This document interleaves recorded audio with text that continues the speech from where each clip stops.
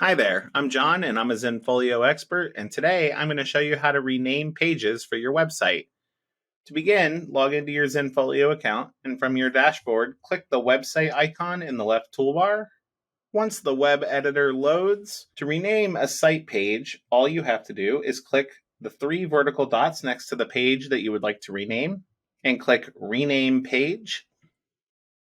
You will see that the field will be highlighted, and then all you have to do is type the new name and press enter.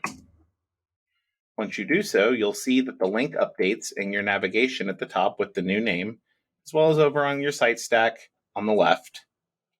To commit this to your live page, click the orange Publish button in the upper right-hand corner.